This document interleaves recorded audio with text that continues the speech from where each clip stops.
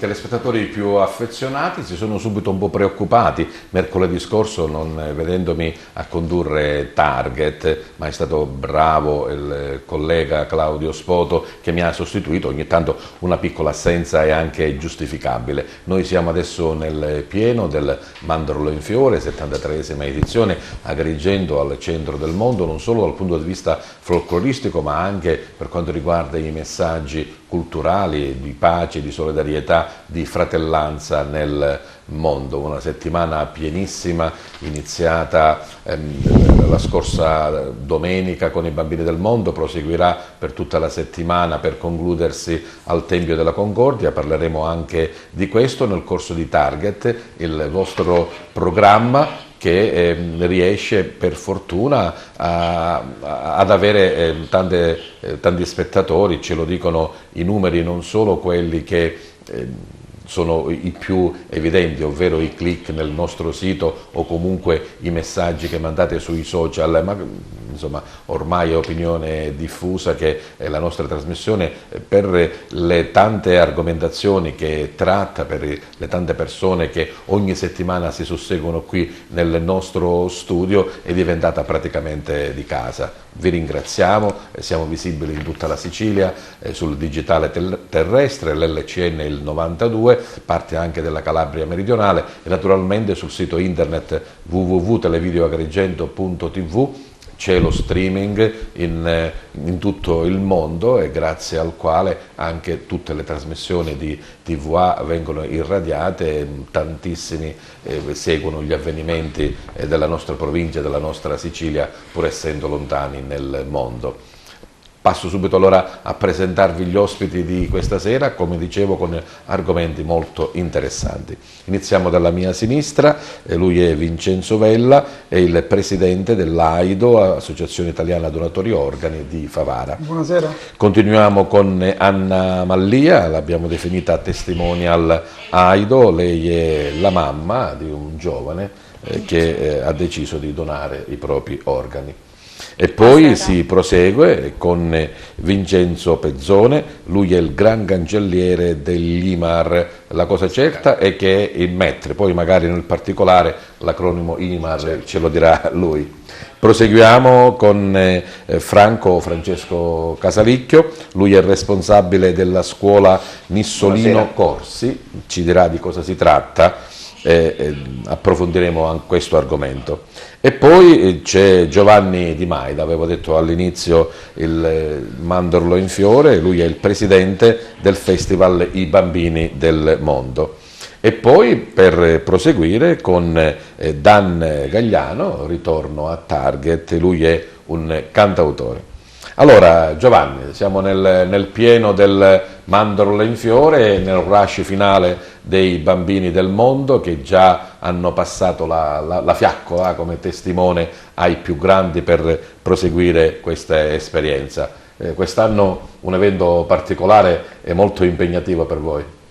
Sì, anche perché quest'anno abbiamo dato una dimensione molto più ampia al festival, raggiungendo un numero di 8 gruppi partecipanti e dal prossimo anno in poi ne faremo addirittura 10, e quindi diventerà il più grande festival al mondo. Con 8 gruppi già siamo il primo festival in Italia, l'unico in Sicilia e uno tra i più importanti in Europa, anche perché il Festival del Folklore dei Bambini ad Agrigento è un festival ambito proprio perché si svolge nella meravigliosa cornice della Valle dei Templi, per cui e poi per il messaggio che questa iniziativa che è il Mandorlo in Fiore riesce a trasmettere, quindi questo messaggio di pace, di speranza, di fratellanza che ogni anno si rinnova qui ad Agrigento. 18° anniversario, sono ancora bambini o rimarranno sempre bambini, Giovanni?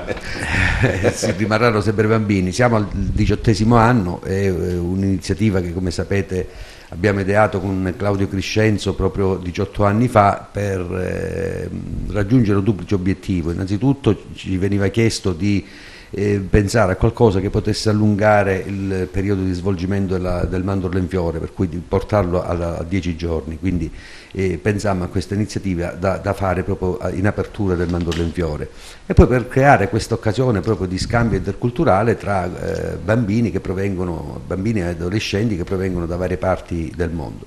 come dire, oggi a distanza di 18 anni credo che sia una manifestazione che si sia fermata anche per il profilo che ormai ha, considerato che è una manifestazione che ha il patrocinio dell'UNESCO e dell'UNICEF, e i numeri ci danno ragione. Bene, giorni... Parleremo proseguendo quello che è stato, insomma, questi 5 giorni di festa. Vincenzo Pezzone, dicevo IMAR, pensavo subito ai metri, ma è qualcosa di più ampio, no? L'acronimo cosa vuol dire? Allora, sì, buonasera innanzitutto. L'acronimo sta per International Metro Association Hotel Restaurant. Quindi il METRI, sì, ho capito bene che la figura è centrale. Assolutamente ecco. Sì, la figura centrale è il METRO, però la nostra associazione a livello internazionale, che abbiamo delle sedi anche all'estero, 5 in Svizzera, in Inghilterra, in Brasile, prossimamente ne apriremo una a Boston, raggruppa tutti quelli che sono i professionisti dell'ospitalità, che vanno agli chef di cucina, ai direttori d'albergo, anche agli imprenditori che vogliono sostenere a portare avanti le cose in modo professionale e tutto, perché visto che la nostra terra il turismo è la fonte principale, quindi stiamo cercando di portare avanti. L'accento lo tradisce un po', lei non è siciliano, no? Io non sono siciliano, vengo dalla Calabria per la manifestazione, abbiamo avuto oggi una manifestazione qui sull'alberghiero di Agrigento. E visto quanto ci sono delle gare flambé, io essendo il gran cancelliere adesso sono il firmatario del regolamento di queste gare, quindi il presidente internazionale Francesco Vaccarella, che invece è un vostro conterraneo qui di Siculiana,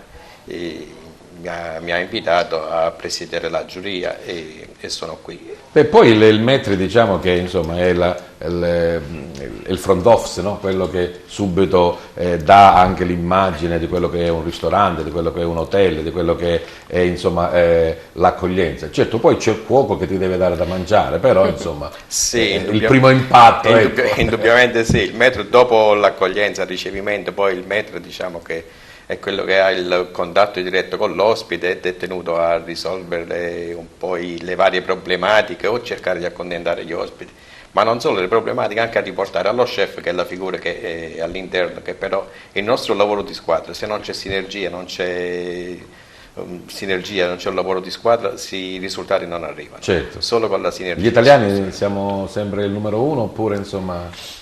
Gli italiani come professionisti, come tecnica, siamo sicuramente ancora il numero uno e siamo all'avanguardia per quello che è la cucina mediterranea e tutto. E solo quello che dovremmo migliorare un po' noi in Italia è l'approccio alle lingue straniere e anche gli imprenditori qualcosa è da rivedere, ma non è solo colpa degli imprenditori. Vabbè, approfondiremo allora le argomentazioni dell'IMAR.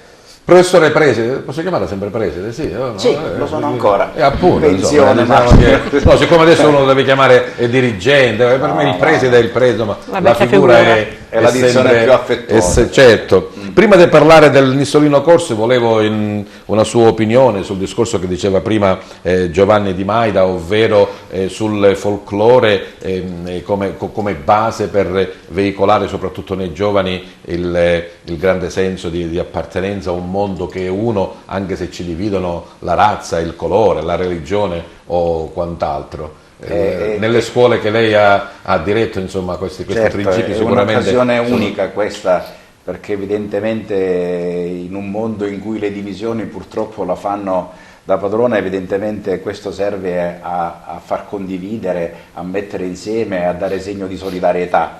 La scuola è anche questa ed è giusto, così come diceva Giovanni, che ci sia una partecipazione di tutti, perché evidentemente questa è una occasione unica che capita nella nostra città e il messaggio che bisogna veicolare evidentemente è un messaggio di pace e di benessere per tutti, soprattutto, lo ripeto ancora, in un momento nel quale i focolai di guerra sono presenti in vari territori. Anche se l'altro giorno abbiamo visto che il Kim, quello con i capelli, sì, si è seduto con gli amici della Corea del Sud. Speriamo che non sia solo una parvenza, diciamo, perché speriamo in realtà ci sia l'intenzione. Ecco. Sarebbe una fase storica questa. Andiamo adesso così brevemente a dire in 2 parole cos'è il Nissolini Corsi.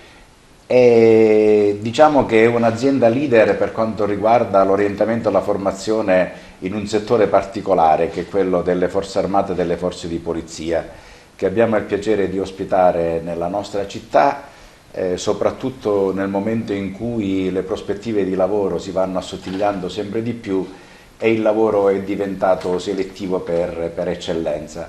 E allora vogliamo essere punto di riferimento per tutti coloro che vogliono essere orientati nel mondo, in questo mondo particolare che è quello delle forze armate e delle forze di polizia, ed è per questo che, come posso dire, stiamo riscoprendo che esiste una fascia di ragazzi che hanno il cosiddetto fascino della divisa, per cui vorremmo essere proprio utili da questo punto di vista, cercando di indirizzarli verso un settore che oggi diventa anche un punto di riferimento ai fini lavorativi. È fin troppo semplice poter dire che evidentemente uno non sceglie di andare a fare l'ufficiale solo per una questione di lavoro, ma perché ha un interesse e una predisposizione. È un lavoro particolare, insomma. È un lavoro particolare. E forse per questo ci vuole, non lo so, una specie di preselezione che voi fate, anche certo. cercare di capire la personalità del vostro studente. Perfetto, perché ci sono postazioni all'interno delle forze armate e forze di polizia che possono essere assunte solo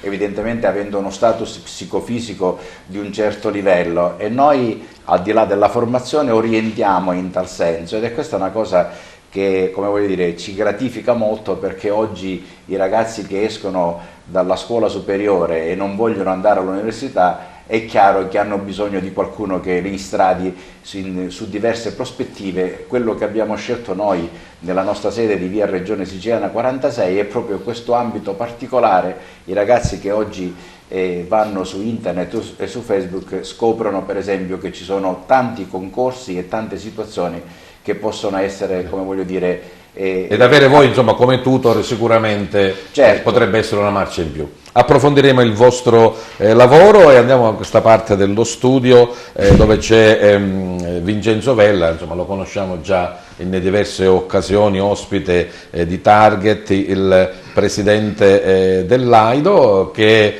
insomma posso dire per il momento tu sei la tessera numero 1 di Favara, la carta di identità numero 1 di Favara. Da qualche giorno il comune ha iniziato con la nuova carta di identità elettronica, e anche per un momento particolare e di veicolazione del messaggio della donazione l'AIDO ha voluto che la prima tessera fosse data al presidente. Ci racconti questa avventura, Vincenzo? Sì, ovviamente diciamo che è un progetto che Favara aveva sposato già da un anno fa, c'era stato questo,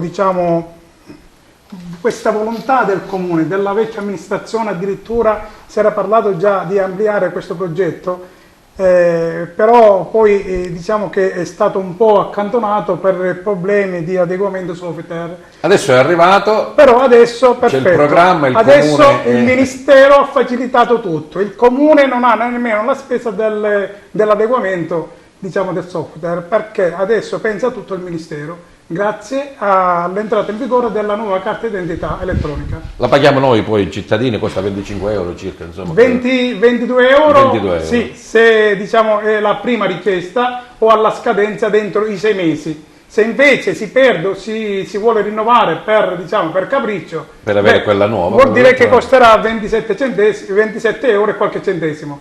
E tu hai fatto inserire nella tua scheda, e comunque tutti gli altri possono fare inserire qualcosa di importante. La novità della nuova carta elettronica è questo, perché ci dà la possibilità di poter esprimere la propria volontà a donare gli organi quando noi fra 100 anni non ci saremo più. Per cui si può sia esprimere il sì che il no, l'importante è questo, l'importante è esprimersi. Ecco, la propria volontà, esprimere la propria volontà. Noi diciamo questo, per togliere l'imbarazzo in futuro magari ai nostri cari in un momento drammatico, è giusto che questa scelta venga fatta da noi, anche se è un no, ma basta che l'importante è che ci sia esprimersi, sì. E a proposito di scelta, la signora Anna Mallia, l'avevo definita testimonial AIDO perché la mamma di Giuseppe Amico, un ragazzo, un giovane, che purtroppo per un incidente ha perso la vita, e anche la mamma si è trovata in questa seria difficoltà, no? Cioè, nel dire che cosa facciamo con con il prosieguo. Giuseppe aveva espresso la volontà di essere un donatore poi, in caso appunto sì, ce lo dissero di poi in infausta. seguito i suoi colleghi che lui aveva espresso il desiderio proprio poco tempo prima, non so se magari non lo so, se mi dovesse succedere qualcosa donate i miei organi, perché noi poi in quei momenti abbiamo come se qualcosa ci dicesse fatelo, l'abbiamo fatto, però principalmente a me è venuto come poi non lo so, un senso di colpa nell'averlo fatto, ci siamo trovati un pochettino così. Però poi è stata rincuorata nel Però fatto che poi i ci suoi hanno colleghi- rincuorato, anche perché poi lui era un ragazzo che si spendeva molto nel sociale, era donatore di sangue, tutti gli anni donava il sangue, era allenatore dei ragazzi disabili. Ecco, vogliamo ricordare un po' la figura di Giuseppe, Sì, Giuseppe, Amico, signore? Stiamo vedendo lui era in alcune foto. Ecco. Lui intanto era entrato nella Polizia di Stato dopo a 19 anni, quindi il ragazzo dopo ha fatto 2 anni a Catania, poi, no, da precisare pure che lui fin da ragazzino a 13 anni coltivava il suo hobby della carabina, del tirassegno con la carabina. Questo lo portò poi ad inserirsi nel gruppo della Polizia di Stato a Roma. Del gruppo atlete della Polizia. Sì, della Polizia di Stato, sì. Quindi lui prestava il suo servizio Il lì suo a Roma. servizio lì, sì, infatti Lo vediamo faceva tantissime sportivo, lo gare, vediamo tantissime, allegro. un ragazzo pieno di C'era un'altra vita. foto che non abbiamo voluto mettere, che lo vedeva in divisa elegante anche al ballo del... Sì, nel 2010 sì, hanno deciso di scegliere ecco, la figura della Polizia di Stato per fare il ballo delle debuttanti. Il ballo delle debuttanti. E per 2 anni consecutivi hanno scelto loro e lui fu uno di questi. Un ragazzo pieno di vita, attaccato alla divisa, al suo dovere. Tantissimo, sì. Ricorda quel giorno dell'incidente, signora? Quella mattina ci bussarono a casa i suoi colleghi, perché lui appunto era a Roma, alle 5 di mattina mi bussarono dicendomi signore la polizia, le dobbiamo parlare. Io pensavo che avessero sbagliato, dico no, guarda avete sbagliato.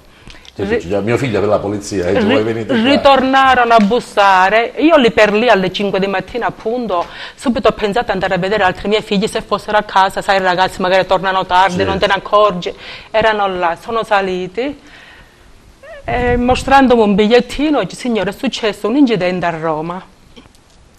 Poi magari vi lascio immaginare certo. tutto e mai pensavo di non andarlo a trovare mio figlio. In quei momenti pensammo, vabbè un incidente come ce ne possono essere tanti, qualcosa di rotto, qualcosa di... Quindi arrivammo là, ma lui era intatto, non era... perché è stato sul colpo, non era minimamente, cioè fisicamente era integro. E lì poi subito ci dissero della donazione, ma sono stati momenti che tu non sai quello che fare, se magari non è il momento di staccare la spina, se non è momenti che non auguro a nessuno di passare. Questo era il 2013? 2003, ottobre 2013, sì.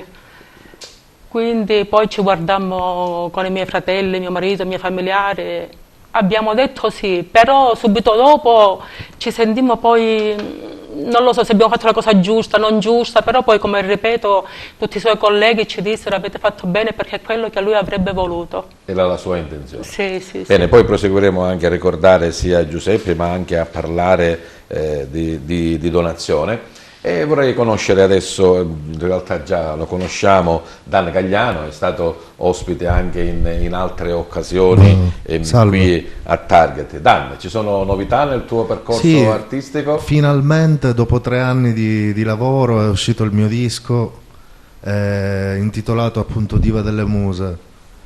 Lavoro duro che promuovo quest'oggi appunto per poterlo, per chi lo volesse comprare o comunque ascoltare, è in tutte le piattaforme musicali su internet. Parliamo di Dan, artista appunto e cantautore. Sì. Come inizia il tuo percorso musicale? Il mio percorso inizia quando la mia buonanima di mia madre mi ha insignito alla scuola di musica 8 anni. E da lì ho cominciato a suonare il corno francese, che è uno strumento d'orchestra. Poi purtroppo è venuto a mancare, ho lasciato perdere per un po' e poi ho iniziato con l'hip hop. Il piacere della musica c'era sempre, sì, è rimasto sempre in ho cominciato facendo hip hop, poi R&B, blues rock blues, fino a poi arrivare all'alternative vero e proprio. Quindi sei tu che ti confezioni le tue canzoni, insomma, musica e testi? Sì, musica e testi con l'aiuto della Great Little Studio di Salvatore Marullo. Il percorso per un ragazzo del sud è un po' difficile. Sì, dai, abbastanza. Purtroppo Soprattutto l'abbiamo per la detto anche in vendita. altre occasioni, anche se il talento c'è la voglia, però il sud purtroppo è sud in tutte le Sì, cose. sì, sì. Volevo parlare un po' del disco. Sì, Il disco praticamente è vi farò ascoltare infatti Diva delle Muse, omonimo del disco, in cui rappresenta un amore che mi ha lasciato un segno nell'anima, che non mi va di citare perché anche lei non c'è più. Ho voluto dedicare questo disco a lei. È un amore, rappresenta un amore passionale ma anche molto tortuoso. Infatti il Diva delle Muse è la rappresentazione stessa dell'amore, della visione dell'amore romantico soprattutto. il disco, la musica rappresenta un dolore o rappresenta una gioia o una voglia, insomma, di... È la visione del mio mondo, ecco, scrivo della visione del mio mondo, come ci sono gioie, dolori, passioni, timidezze, c'è un po' di tutto. Io credo che la cosa migliore è ascoltare. Ecco, Sì, ascoltare, sì. quindi tu ci partecipi, la tua musica e noi la ricepiamo Ok, sicuramente bene. A te allora il Questa centro è Diva delle dello Muse. studio, Grazie, Diva della Musica. grazie. Dan Gagliano con noi, si prepara con la sua chitarra per questo suo lavoro che lo vede finalmente, insomma. Ecco qua. Dan Gagliano per voi.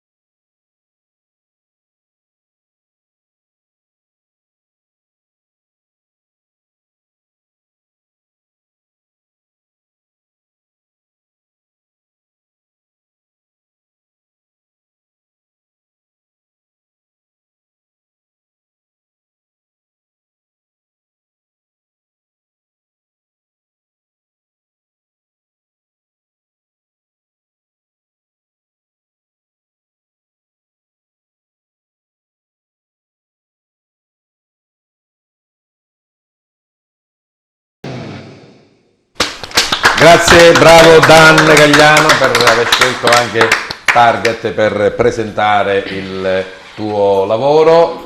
Andiamo in diretta, ecco, togliamo il nostro microfono e riprendiamo il discorso. Dicevamo, Giovanni, i bambini del mondo ce lasceranno, insomma, tra oggi e domani, hanno già assolto alla grande al loro compito affidato, quello che è naturalmente il percorso, dicevamo, di folklore, solidarietà, amicizia tra i popoli. Quest'anno per il secondo anno anche l'UNESCO, dicevi, ha riconosciuto questi grandi valori. Sì, l'UNESCO ha dato il patrocinio, anche perché noi abbiamo voluto sposare l'idea del parco archeologico, di far sì che questi bambini dei gruppi che vengono dall'estero potessero anche rappresentare in qualche modo i patrimoni dell'UNESCO, quindi pratiche culturali che sono iscritte nei registri dell'eredità immateriali da parte dell'UNESCO. Certo, ormai siamo alle ultime battute, i gruppi questa sera parteciperanno, tempo permettendo, alla fiaccolata dell'amicizia, e dopodiché ci sarà uno spettacolo che questa sera replicheremo, che registra Sold Out anche in questa occasione, quindi è stata rinviata la fiaccolata, giunge la notizia in diretta che la fiaccolata è stata rinviata a domani. Quindi questa sera faremo questo ultimo spettacolo, poi domani i gruppi partiranno. Poi c'è stata anche questa cosa bella e particolare dell'Unicef, oltre al discorso del patrocinio e del nome, proprio la delegazione di Agrigento ha voluto simboleggiare con la pigotta, no? Che è adotta la pigotta, la bambola simbolo dell'Unicef, col suo vestitino tradizionale in costume agrigentino. Sì, questa è un'iniziativa che la delegazione di Agrigento fa per il secondo anno, poi il patrocinio è sin dall'inizio. Come sai, i bambini del mondo sono stati nominati piccoli ambasciatori di pace nel mondo da parte dell'Unicef, e questa credo che sia una iniziativa importante che ripetiamo già per il secondo anno. Abbiamo avuto il tutto esaurito negli spettacoli di sabato sera, tu lo sai perché hai anche presentato questi spettacoli, abbiamo avuto quindi sold out sia sabato, domenica, questa sera il teatro è pure esaurito, e poi soprattutto le scolaresche che hanno partecipato agli spettacoli che si sono svolti lunedì, martedì e mercoledì, quindi stamattina, quindi matinè, e anche in questo caso abbiamo avuto le scuole provenienti da tutta la Sicilia che hanno, come dire, affollato il Palacongressi. Stiamo parlando del Palacongressi e non più del Teatro Pirandello, quindi di una struttura di più di mille posti. Avete un ritorno con i dirigenti, i presidenti degli altri gruppi? Perché dicevamo non è solo folklore, no? Quindi c'è anche collaborazione, scambio di idee, scambio anche di quelle che possono essere delle modifiche, delle migliorie o comunque degli aggiustamenti per un festival così importante. Cioè, quest'anno ci sono gruppi che vengono dall'India, gruppi che vengono dal Guatemala, dalla Russia, dalla Georgia, insomma alcuni di questi sono stati direttamente mandati come si chiama, dall'Istituto di Cultura della Federazione Russa, insomma, quindi vuol dire che sì, da importanti istituzioni culturali estere, qua, ecco. Certo, sono anche importanti istituzioni estere che, diciamo, delegano questi gruppi a partecipare a questi incontri, diciamo, che hanno carattere ovviamente internazionale. Certamente noi con i rappresentanti dei gruppi che partecipano ogni anno, come dire, vogliamo sentire dalla loro voce quali sono le impressioni, quali possono essere, diciamo, i suggerimenti, e devo dire che complessivamente il giudizio che danno tutti è quello proprio che è certamente uno dei più bei festival a cui hanno partecipato. Sveliamo il segreto, ieri sera ci siamo incontrati con i gruppi, sì, eri presente pure c'era il presidente della Slovacchia che, insomma, visibilmente in viso soddisfatto, diceva che nel corso di quella che è il suo impegno con il gruppo della Slovacchia ha girato quasi tutto il mondo e ha detto: se i bambini del mondo non è il primo, è il primo insieme, ecco, diciamo, primo ex equo, ecco. Una bella soddisfazione. Sì, per te, certamente per una Luca bella e soddisfazione. per tutti i Chiaramente ci collaboratori. siamo sempre, come dire, abbiamo cercato sempre di migliorare. Poi, come dire, la macchina organizzativa è affidata nelle mani del figlio del cofondatore, di Claudio, quindi di Luca Crescenzo, che ha poi messo insieme uno staff incredibile di volontari che ogni anno si prestano e ci danno una grandissima mano di aiuto, perché gestire poi 250 bambini che provengono da varie parti dell'estero, cioè del mondo, non è semplice, sia nella fase organizzativa, perché trattandosi di gruppi di bambini è necessario avere autorizzazioni, cioè interloquire quasi costantemente con le ambasciate e con le istituzioni Un lavoro doppio, estere, sì. E poi anche nella fase poi, diciamo, organizzativa e proprio nei giorni dell'evento, grazie a questo grande staff che è stato messo su da Luca, riusciamo noi, come dire, a far sì che chi viene poi se ne torna con un buon ricordo. Bene, pensa a quello che succederà nel 2019, Giovanni, ce lo dirai dopo magari, Sì. se già avete iniziato a pensarci. Allora, preside Casalicchio, dicevamo la scuola Nissolino, non solo per andare lì, insomma, e studiare o comunque apprendere, ma prima anche per essere orientati, per vedere se in realtà c'è questa propensione, insomma un tutoraggio ad ampio spettro. Sì, ha più dimensioni, non a caso nella nostra struttura la prima figura è quella della psicologa, che evidentemente sa già il terreno e quindi attraverso i colloqui e le consulenze riesce ad individuare quelle che sono le propensioni degli interessati e quindi ne fa oggetto di uno studio particolare. Volevo solo ricordare che, come voglio dire, la mia esperienza in campo educativo mi ha portato a questa decisione, perché è chiaro che l'adolescenza è un periodo particolare, lo è maggiormente allorché compie 18 anni ed ha la necessità di avere le idee chiare relativamente alle strade da percorrere. E vedo che ove l'orientamento è fatto nella maniera dovuta, ove le idee sono chiare, le scelte diventano azzeccate da questo punto di vista, a maggior ragione in un contesto nel quale è fin troppo semplice poter pensare che il mercato del lavoro è quello che è selettivo al massimo e che noi abbiamo una percentuale preoccupante di ragazzi che sono disoccupati. Ecco, poi, questo insomma, è il lato diciamo socio-relazionale importante, perché è fin troppo semplice poter pensare che l'aspetto delle professioni merita la nostra più grande considerazione. E poi mi sono accorto che diciamo, i concorsi relativamente alle forze armate o alle forze dell'ordine di polizia sono selettivi al massimo, bisogna avere tantissime peculiarità, bisogna, insomma, saper parlare di logica, avere una cultura generale, avere un approfondimento e una cultura specifica nel campo del diritto, insomma, tutto quello non è una cosa semplice, ecco, però provo a pensare che un ragazzo o una ragazza che entra ad esempio nell'Accademia dei Carabinieri, cosa che sconoscevo, devo essere sincero, si laurea in giurisprudenza per 5 anni, per 5 anni prende il suo bravo stipendio e dopo 5 anni diventa ufficiale e quindi è una postazione di tutto rispetto, di comando e quant'altro. La stessa cosa se un ragazzo entra nell'Accademia della Guardia di Finanza, si laurea in economia per 5 anni, non a spese dei genitori ma evidentemente a spese dell'Accademia, fa 5 anni di accademia con una remunerazione, uno stipendio, e diventa ufficiale, così come voglio dire, nella gerarchia poi c'è la parte intermedia che è quella degli marescialli e sottufficiali,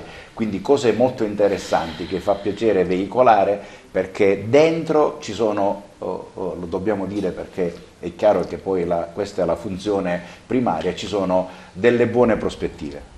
La scuola Nissolino diciamo che può essere visitata da tutti, no? Cioè Sì, possono abbiamo venire a fatto- chiedere informazione. non Certo, è- abbiamo fatto per l'open vedere un po' day di proprio cosa si sabato tratta. scorso, Ah, ecco. abbiamo fatto l'open Siete day, presentati abbiamo fatto allora l'inaugurazione, ci siamo presentati all'opinione pubblica, ai ragazzi che sono venuti, quantunque la giornata non era delle migliori. È chiaro che siamo sempre aperti e siamo a disposizione, e il supporto che diamo spero possa giovare per poter, come voglio dire, arrivare all'approdo finale. Crediamo insomma che questo sia anche uno sbocco occupazionale importante per i ragazzi, che però devono avere ben chiaro che non è un lavoro qualsiasi. Certo che non è un lavoro qualsiasi, né tantomeno si può prendere per così com'è, perché evidentemente ci vogliono delle predisposizioni, tant'è, lo diciamo anche in maniera chiara, che ci sono ragazzi che prima entrano, vincono i bandi e vincono i concorsi e poi non sopportano la vita militare, e questo evidentemente è un dato che parla da sé. Certo, certo. Ritorniamo ai donatori. Vincenzo, ho visto che prima di iniziare la trasmissione eri un po' entusiasta, no? Nel senso di dire che il lavoro svolto dalle tante AIDO in Italia di comunicazione sta dando i buoni frutti, perché insomma i numeri sono in positivo, cioè nel senso che molte persone sono disposte ad essere donatori. Certo, come dicevi tu, 100 anni e più di vita, Sì, però... va bene. Però va detto comunque che noi siamo chiamati oggi a fare una scelta, poi è il destino a decidere per noi. Questo è importante.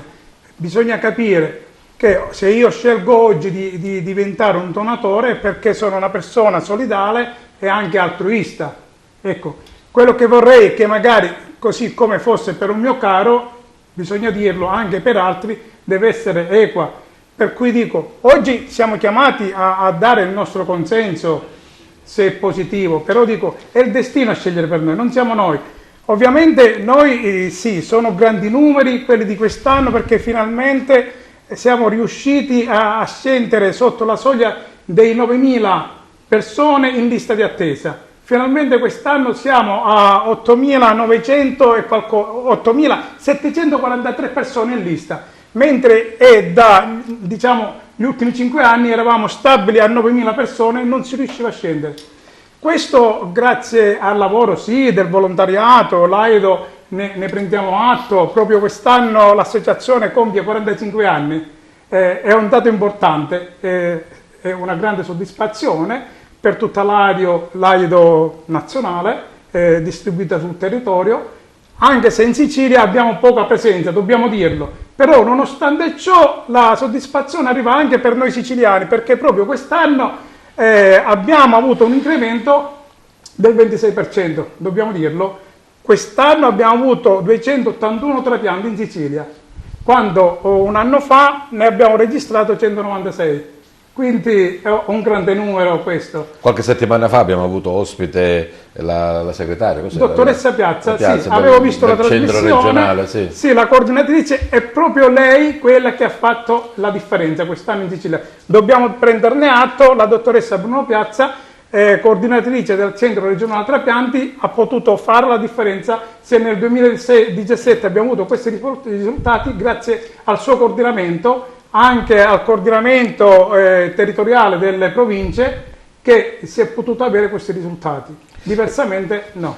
Ritorniamo alla signora Anna, ricordando Giuseppe Amico, suo figlio. Dicevamo di questa brutta notizia dell'incidente, di dover scegliere, e poi si dice sì. Si ha come un senso, non lo so, di appagamento? Dopo un po' di tempo sì, perché io sono molto cattolica e penso che si sa che quando arriva il momento poi il corpo non esiste si più, disfa. Quindi poi tu ti rendi conto che aver fatto quella scelta è stato positivo, perché almeno altre persone che sono in attesa appunto di, come dice Vincenzo, è il destino che poi fa quello che fa. E quindi sapere che quegli organi sono andati a delle persone che possono continuare a vivere, e infatti il mio desiderio più grande sarebbe questo, conoscere le persone, infatti quando ne parliamo con Generalmente Vincenzo, è tutto in anonimato, no? io Sì. dopo 4 mesi dal brutto evento ho scritto una lettera lì all'ospedale, al professore, che appunto dicendo che mi farebbe piacere, dico, quantomeno conoscere la persona che ha ricevuto quantomeno il cuore di Giuseppe. Perché sono stati diversi gli organi donati? 6 organi, sì. ha donato il cuore, Quindi 6 persone il fegato, i reni e cornee. E cornee, certo. Il cuore e il fegato sono andati a dei ragazzi, questo me l'hanno detto, che il trapianto è andato a buon fine. Come pure poi i reni e le corna sono state date alla banca, che poi ne usufruiranno altre persone, però non ti dicono a chi sono andate. Il cuore a Padova, il fegato a Roma, all'Umberto I è stato fatto, sì, però... Vincenzo, è vietato sapere chi è il donatore e chi è il ricettore? La legge cosa dice? Il nostro legislatore lo vieta. Effettivamente una volta non era così, prima magari, prima del 91 c'era più libertà di conoscenza, però adesso il nostro legislatore ha deciso, perché per il bene, nel rispetto, magari più che altro è per tutelare il ricevente.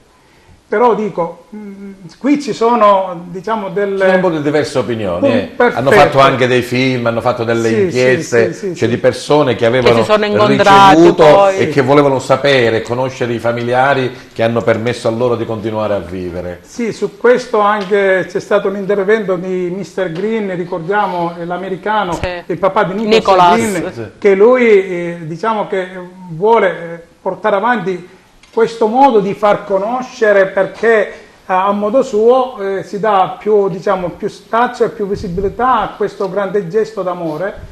Però è anche vero che finché il nostro legislatore lo vieta, in Italia questo non è possibile. Si può solo conoscere sotto richiesta, come diceva Anna, è un ragazzo, dove, in quale città vivono gli organi. Che l'intervento è andato bene, che le persone stanno bene, ma più di questo non ti dicono. Ma signora, è come se pensare che suo figlio continua ancora a vivere, addirittura a vivere 6 volte, perché 6 persone hanno usufruito e continuano a vivere grazie a lui. Mi dà, diciamo, quel po' di sollievo, se di questo si può dire. Così è, credo, perché, guardi, io credo che chi riceve un organo vive, diciamo, nell'immensa gratitudine, e questo dovrebbe essere anche vastevole, diciamo, per il familiare, sapere che qualcosa resta ancora in vita, che continua a vivere. Ed è importante, credo che questo gesto serva anche a zittire la morte, perché effettivamente quando poi tutto il lutto, diciamo, si elabora, sapere che ancora qualcosa resta, che non è proprio perso niente, diciamo che nel tutto qualcosa è rimasto. Certo, certo. È così. Anche perché nell'evoluzione della legislazione, ma anche per quanto riguarda, come diceva la signora, i credenti, i cattolici, adesso diciamo, non c'è più nessuna remora, no? Cioè la Chiesa apertamente dà la liberalizzazione. La Chiesa, sia Papa Wojtyla, Benedetto XVI e anche Papa Francesco, sì. Diciamo che la Chiesa ormai un po' tutta la religione, non solo diciamo il cattolicesimo, i cristiani, ma un po' tutti. Quindi diciamo che adesso il problema della religione non sussiste più. Semmai l'unica cosa che è ancora intatta, e noi lo vediamo quando facciamo attività in tutte le scuole, il dato che emerge è la paura, la cosiddetta morte cerebrale, perché alcuni ancora si pensa di poter, che ci possa essere, è quello ecco, una regressione. Sì, ma intanto va detto che io questa la voglio dire così, perché per carità, se c'è un decesso in casa, viene a casa il medico di famiglia, laddove viene a decretare l'avvenuta morte. Solitamente si decede tutti per morte cardiaca, arresto cardiaco. Il medico questo può fare. Però va detto che quando invece si trova in una struttura pubblica, l'accertamento obbligatorio di morte cerebrale è obbligo di fare un accertamento con una commissione esterna di valutazione per ulteriore 6 ore, per cui si deve capire che Sì, la certezza assoluta, perché diversamente le macchine non si possono E staccare. infatti a noi ci dissero che Prego, quella signora. notte si sono riuniti 9 neurochirurghi appunto a stabilire la morte cerebrale di Giuseppe. E poi la cosa che un po' mi ha dato un po' di, diciamo tra virgolette, tranquillità, dopo qualche mese abbiamo richiesto la cartella clinica di Giuseppe. È arrivata a casa mia, l'ha richiesta mio fratello. Mio fratello non avrebbe voluto, però io nella curiosità, in quell'unica notte, perché è stata una notte Giuseppe, hanno fatto più di 200 pagine di elettroencefalogramma e fin dall'inizio hanno dato esito. Certo. E quello è stato qualcosa che, dico, forse allora abbiamo Bene. fatto la cosa giusta. Lei è una signora forte, le fa onore quello che ha fatto, e sicuramente Giuseppe è convinto ed è con lei su questo prosieguo. Ritorniamo ai nostri amici Maître. Dicevamo una delle figure più importanti nel panorama dell'accoglienza, della ristorazione, di tutto quello che dovrebbe fare anche grande il nostro territorio, dottor Pezzone, o no? Certo, sì, indubbiamente. Ce la facciamo Quantomeno noi ci stiamo provando con tutte le nostre forze, come infatti la nostra mission, se così possiamo dire, è soprattutto quella di cercare di collaborare con le scuole alberghiere nella formazione dei giovani, perché a mio modesto parere c'è proprio una necessità di un ricambio generazionale, che purtroppo per svariati motivi i giovani stendono un po' ad avvicinarsi a questo lavoro, che ancora non è visto come una professione. È questo che ci penalizza un po' nell'affermarci. Ci stiamo provando e devo dire che stiamo avendo un bel riscontro. Devo dire che nel nostro territorio c'è stata anche una proliferazione di istituti ad indirizzo alberghiero, comunque della ristorazione. Sì, c'è stata, sì, indubbiamente sì, c'è Prima una c'era grossa soltanto, mi riferisco al presidente Casalicchio, quello di Favara, no? L'Ambrosini con il grande professore Liotta tantissimi anni fa, adesso invece in provincia ce ne sono 3 o 4. Sì, ragazzi, c'è Sciacca, Vigento, Riesi, Licata, certo. sì, indubbiamente ce ne sono tanti, però ecco, la formazione adesso dei ragazzi, perché gli istituti alberghieri con le nuove riforme scolastiche, sì, sono un po' penalizzati i ragazzi a livello professionale, a livello pratico. Sicuramente saranno più preparati a livello teorico, ma hanno qualche lacuna, qualche carenza a livello professionale. È proprio qui che poi noi cerchiamo di subentrare per cercare di collaborare con le scuole per dare una mano a formare questi ragazzi, questi giovani. All'inizio lei diceva che si dovrebbe puntare di più soprattutto anche nell'apprendere le scuole straniere, l'inglese su tutto. Ti apre tante porte, no? Sì, indubbiamente l'inglese, per chi si approccia a questo lavoro, le lingue straniere sono indispensabili, soprattutto per una persona che vuole fare il metro d'hotel. Come diceva lei prima, appunto, siamo poi il front office che ha il contatto diretto con gli ospiti, no? Per risolvere varie problematiche. E quindi bisogna sicuramente avere una conoscenza delle lingue straniere, è per questo che si consigliano sempre ai ragazzi di fare gli stage all'estero. Come dicevo prima con il presidente Casalicchio, cioè fare il rappresentante delle forze dell'ordine o comunque essere militare, ci deve essere una predisposizione, ma anche nel settore dei maître, dei cuochi ci vuole un qualcosa dentro, no? Assolutamente. Cioè non è che uno va lì, sì, cosa No, vuole? assolutamente sì, piglia due ordinazioni questo è un via, lavoro insomma, che bisogna sentire dentro, ci vuole passione troppo amore. riduttivo prendere soltanto Perché una nota di commessa richiede veramente tanti sacrifici. Guarda, le posso solo raccontare un piccolo aneddoto, che io sono campano, anche se vivo in Calabria dal 98. Fino al 98 ho partecipato al G7 del 94 a Napoli e mia moglie è calabrese. I primi anni che eravamo a Napoli, la signora di fronte, così parlando con mia moglie, dice, ma a te non ti pesa che tuo marito la domenica non c'è mai a casa, perché indubbiamente noi nei giorni festivi lavoriamo di più. E giustamente mia moglie ci guarda, no, ma per noi quando mio marito è a casa, per noi è domenica. Ecco, bisogna comunque, anche la famiglia deve entrare in un'ottica diversa dalla normalità, diciamo, se così si può dire. C'è un segreto per diventare un ottimo maître? Serietà, professionalità e amore per quello che si fa. Come in tutte le cose, ma lì in maniera più diretta. All'inizio parlavamo della Sicilia, dell'Italia, comunque se in realtà noi siamo ai vertici oppure no. Avremo tantissime qualità per diventare sempre il numero uno, sia il territorio, la cultura, tutto quello che l'enogastronomia ci offre per essere eccellenza. Sì, indubbiamente sì, noi abbiamo tutte le carte in regola per essere il numero uno, ma tutto il sud in generale, perché veramente è una terra molto bella e ricca, però il sud abbiamo bisogno, come in tutte le cose, che il nostro sistema, e soprattutto i politici, riuscissero a capire. Forse prima ci devono credere loro. Ci devono credere loro, perché come dicevo prima, pure noi che siamo professionisti del settore, quello che ci rivolgiamo agli imprenditori, noi non siamo contro gli imprenditori, siamo con gli imprenditori, perché capiamo le difficoltà che anche loro hanno nel potersi permettere di avere un professionista, perché indubbiamente costano, ma costano già proprio come tasse e quant'altro, siamo molto oltre la media europea. Ma questi in televisione, questi talk show, i Masterchef vari, insomma, vi hanno un po' aiutato oppure la professione si è spostata in televisione?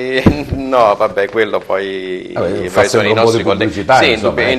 Sì, indubbiamente sì, però il talk show sì, aiuta ad aprire la mente magari anche alle persone così nella quotidianità, nel preparare qualche piatto di però non siamo tutti bastianici, è spettacolo alla fine, è spettacolo tutto organizzato però devo dire che per esempio tra le persone che non scelgono questo lavoro, cioè come proprio lavoro, ma come interesse, si sta ampliando. A Favara, credo che lei ne abbia conoscenza, all'Istituto Alberghiero c'ha un frequentatissimo corso serale, cioè di persone adulte che non vogliono andare a fare i metro o i cuochi, ma lo vogliono fare proprio per se stessi, sì, perché gli piace. Appunto, proprio questo ci impone anche a noi professionisti di essere in continuo aggiornamento, perché ormai la ristorazione è in continua evoluzione.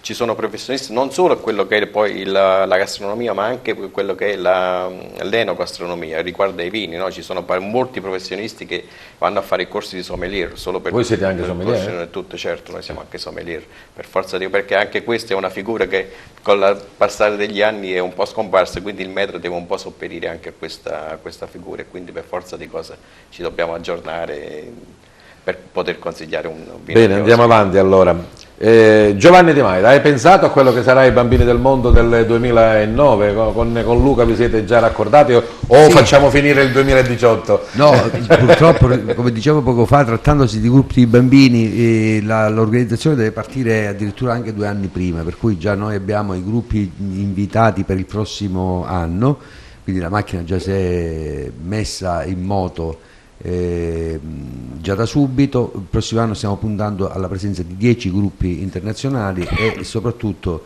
alla presenza di tutti i continenti del mondo al nostro festival, soprattutto cercando di portare qui un gruppo africano. La Valle, il parco, insomma, sia il direttore che la commissaria hanno creduto molto in voi e devo dire che quest'anno, cioè, oltre ad aprire il Mandorlo in Fiore, i Bambini del Mondo hanno ricevuto uno spazio, insomma, adeguato. Ecco. Sì, abbiamo avuto uno spazio adeguato, di contro, come dire, l'organizzazione ha fatto sì che si riempisse tutti gli spettacoli, il Palacongressi non è cosa da poco, stiamo parlando di quasi 5.000 spettatori. Avete ricevuto spazio ma avete dato tantissima professionalità e qualità. Soprattutto abbiamo pensato anche a dei momenti nuovi, come per esempio il coinvolgimento dei Bambini del Mondo insieme ai grandi artisti della musica italiana, come lo spettacolo che c'è stato domenica sera, che ha visto protagonista Antonella Ruggero, che peraltro è molto sensibile ai temi dei minori, in uno spettacolo che ha coinvolto Antonella e i bambini, e poi la straordinaria partecipazione di musicisti agrigentini come Osvaldo Loiacono e il maestro Francesco Buzzurro, che Morricone ha definito tra i più importanti chitarristi al mondo. So che specialmente anche il gruppo del Costa Rica, insomma, ieri sera quasi piangeva, no? nel dire domani dobbiamo andare via. Riuscite a fare questo effetto? No, soprattutto è il rapporto che si crea poi tra i bambini dei gruppi che partecipano, ovviamente si creano legami di amicizia che poi continuano anche oltre il mandorlo in fiore e grazie alle nuove tecnologie, ai nuovi mezzi di comunicazione che fondamentalmente Restano tutti internet, connessi. sì, poi come dire, continuano questa loro amicizia anche dopo e credo che questo sia l'obiettivo migliore che come dire, si possa raggiungere nel vedere appunto questi bambini che poi questo legame di amicizia lo protraggono negli anni. Bene. Abbiamo avuto casi di bambini che poi Sono diventati grandi e continuano ancora queste amicizie. Quindi obiettivo 2019, 10 gruppi, 5 continenti. Esattamente. Insomma, io ci sono, Io ci sono. Vincenzo, parlavi di promozione, parlavi anche naturalmente di conoscenza della materia di donazione e proprio il giorno 15 a Favara c'è un importante appuntamento. Sì, è la cosa, diciamo che più bella per noi è perché a volte non siamo proprio noi come associazione AIDO a promuovere questi eventi, ma la cosa più bella è quando vengono da altre associazioni e questa volta è proprio l'associazione Guttuso a venire ad aprire alla cultura del dono. Proprio l'associazione Renato Guttuso, il giorno 15, con la sua presidente Lina Urso Gucciardino, diciamo che c'è questa apertura verso la cultura della donazione, per cui i principali organizzatori sono loro. E in quell'occasione noi sì partecipiamo come AIDO, però va detto, e questo è, diciamo, è qualcosa di buono perché vedere che gli altri si aprono, diciamo, a questa nostra cultura, questo nostro messaggio, la cosa ci rende più felici, diciamolo, perché arriva questo manforte anche dal mondo esterno della cultura del dono. Certo, che vede in voi però sicuramente un punto di contatto importante. Ecco. D'accordo, però dico, questo il messaggio che voglio far partire qui è che non deve per forza essere solo l'AIDO, diciamo, a promuovere la cultura del dono, perché in fin dei conti è qualcosa che diciamo che è un bene per tutti, perché così come siamo, diciamo, possiamo essere potenziali donatori tutti, nessuno può dirlo, però è anche vero che siamo dei potenziali riceventi, nessuno può dire se domani o meno può succedere un qualcosa, magari può succedere a tutti. Perfetto. Signora Anna, lei dicevamo che 4 anni fa, quasi 5 anni fa, ha dovuto fare una scelta che ha detto rifarebbe, una scelta che insomma, ha dato la possibilità ad altri di andare avanti. Cosa si consiglia di dire a persone che potrebbero trovarsi nella sua situazione? Come dicevo poc'anzi, quando si arriva proprio a quel limite che non c'è più niente da fare, la scelta è sicuramente difficile prenderla, però va fatta perché appunto, come dicevo, se si pensa che è arrivato a quel punto poi il corpo si disfa e non c'è, tanto vale dare la possibilità ad altre persone di poter vivere. E vogliamo ribadire che magari forse non tutti lo sanno, come vi ho detto all'inizio, che con la nuova carta di identità elettronica si esprime il proprio consenso o meno ad essere eventualmente quello è importantissimo, perché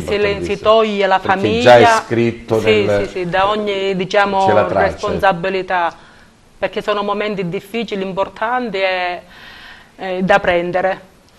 E invece Vincenzo Penzone cosa direbbe a un ragazzo che ha intenzione di intraprendere questo percorso lavorativo? Io gli direi di perseguire i suoi obiettivi con costanza e con passione e di non lasciarsi intimorire da eventuali, perché richiede tanti sacrifici, quindi di perseguire gli obiettivi con perseveranza e con passione. Doppia domanda invece per il preside Casalicchio: se ritiene che la scuola, soprattutto quella superiore, in questo momento sia adatta e sia in grado di offrire ai ragazzi già una cognizione di scelta? Questa è la prima. Sì, penso di sì. Evidentemente ci sono delle differenze tra istituzioni e istituzioni. Le scuole sono tutte impegnate in questa fase importante che è la fase dell'orientamento. Ci sono scuole evidentemente come i licei che hanno questa propensione verso l'università e quindi fanno un determinato orientamento, ce ne sono altre che sono di natura tecnica e professionale che evidentemente come voglio dire, scelgono altre strade. E c'è molta richiesta, non per forza di laureati, ma di diplomati specializzati in alcuni settori. Ci sono alcuni settori che tirano moltissimo e che vengono richiesti dalle zone industrializzate. Io ricordo quando facevo il preside all'Ipia Fermi che un fresatore era pagato a peso d'oro, perché è chiaro che sono, come voglio dire, delle professioni di natura tecnica che non sempre si ritrovano con facilità da questo punto di vista. Quello che mi preme sottolineare, collegandomi anche a quello che hanno detto sia Giovanni che il professore, è che ormai è il caso di fare un investimento di qualità relativamente a quello che si vuole fare, mettendo a frutto tutte quelle che sono le caratteristiche personali, tutto quello che è il DNA dell'individuo. Ecco perché si lavora nella prospettiva e non si lavora solo nel contingente. Le cose provvisorie valgono per poco e invece le scelte fatte bene è chiaro che valgono per una vita intera. Giovanni, abbiamo visto con i Bambini del Mondo, oltre che i gruppi internazionali naturalmente di grandissima qualità, anche la presenza dei gruppi locali, un vivaio ampissimo in tutte le associazioni e i gruppi che hanno partecipato con voi a questo festival. C'è ancora il desiderio e voglia di folklore, c'è ancora il piacere delle proprie tradizioni? Certamente sì, e uno dei nostri meriti fu quello proprio di attraverso il festival consentire appunto che fiorisse questa attività tra i bambini. All'epoca c'erano soltanto gruppi di grandi, il primo gruppo folcloristico di bambini lo fondò Don Vittorio Bosca presso l'oratorio Don Guarella di Agrigento. Da lì poi ne nacquero che nasce prima ancora del Festival Bambini del Mondo, poi da lì nacquero anche tantissimi altri gruppi. Oggi c'è una realtà molto importante che diciamo, riesce a mettere insieme centinaia e centinaia di bambini che si avviano a questa attività, che è sempre un'attività sana, un'attività diciamo, culturale importante. Devo dire che aspettano con veramente sì, il momento del Festival dei Bambini del Mondo, lo aspettano tutto l'anno. Con grande, diciamo, c'è una grande attesa. Quest'anno poi in maniera particolare perché soprattutto i bambini nostri locali come dire, avevano il desiderio di ritornare a ballare in quella meravigliosa struttura che finalmente l'Ente Parco è riuscito a restituire alla collettività, che è il Palacongressi di Agrigento. Erano anni e che non si facevano più gli spettacoli lì, finalmente questa struttura è stata resa nuovamente fruibile e devo dire con un ottimo lavoro che hanno fatto lì all'Ente Parco, quindi erano contenti proprio per questo. Ma poi dobbiamo dire, insomma, sabato, domenica, lunedì, martedì, mercoledì 2 spettacoli. Abbiamo dovuto fare un ulteriore spettacolo questa sera che ha fatto registrare tutto esaurito. Mi dicono che ci sono 1000 già biglietti, come dire, già staccati, per cui stiamo parlando proprio di migliaia di spettatori. Bene, ritorniamo a Dan Gagliano, questo suo lavoro. Inizi naturalmente la promozione e la conoscenza. Sì, esattamente. Chi volesse il CD basta contattare nella pagina Great Little Studio o la pagina Dan Gagliano. Dicevo, quest'album proprio è la rappresentazione stessa dell'amore, no? È molto romantico. Mi diverto a rappresentare l'amore anche dalla visione esterna, non solo dalla mia visione, ma anche una visione di due innamorati, ad esempio. Bene, Dan, la prima canzone ce l'hai fatta sentire, Sì, vogliamo Diva fare della il bis musica. anche noi. Grazie. Questa si intitola proprio Ti amo.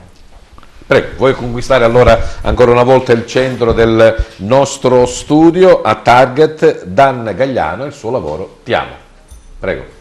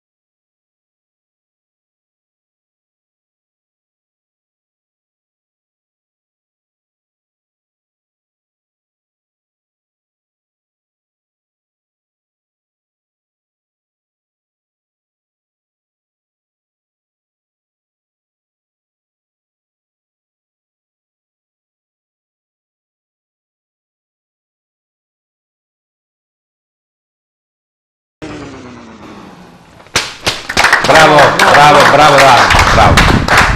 Bene, siamo arrivati adesso proprio alla fine del nostro appuntamento, della nostra puntata. Passiamo ai saluti. Saluti che non sono quelli tradizionali, grazie, buonasera, insomma. Sarebbe troppo comodo per voi uscirvene così, ma voglio che facciate un saluto ai nostri ospiti con una frase, non lo so, un pensiero, una vostra riflessione su quello che è il lavoro, su quello che voi rappresentate, e che sia un qualcosa di positivo, perché noi vediamo il bicchiere sempre mezzo pieno, quindi a prescindere da tutto vogliamo che anche dal target parta questo messaggio di positività.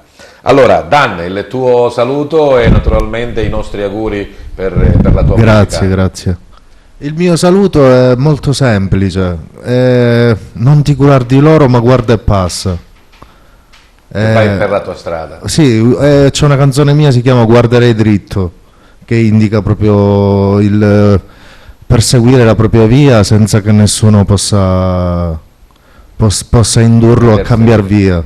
Va bene, grazie, auguri. Grazie a voi, grazie. Grazie della presenza e della partecipazione a tutti i bambini del mondo e al suo presidente Giovanni Di Maida.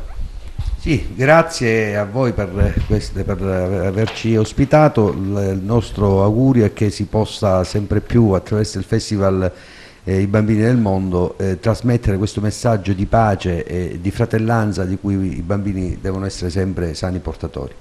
Grazie a Franco Casalicchio, responsabile della scuola Nissolino Corsi.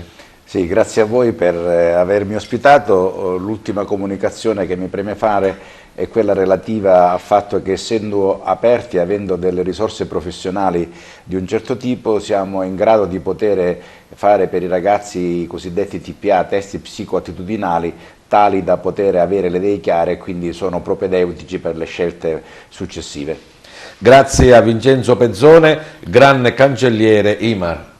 Grazie a voi e vi porto anche i saluti del Presidente internazionale Francesco Vaccarella, e i miei più che un saluto e un augurio ai ragazzi che si apprestano a intraprendere questa professione, di farla sempre con il sorriso sulla labbra. Si devono divertire e di perseguire questa professione, perché apre veramente tanti orizzonti.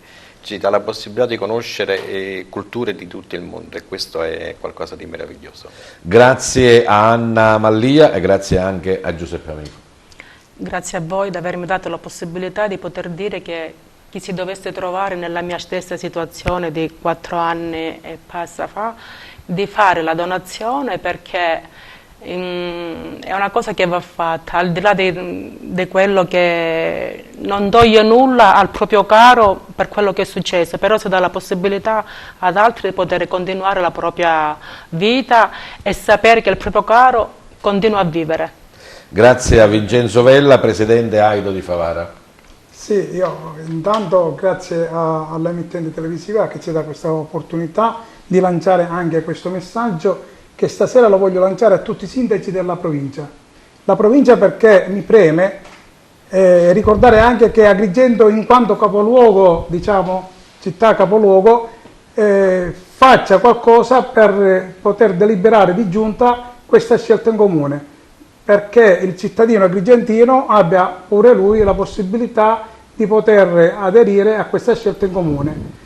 Ricordo che nel frattempo sul nostro sito AIDO Favara, oppure direttamente sul sito nazionale www.aido.it, è possibile scaricare i moduli per poter aderire.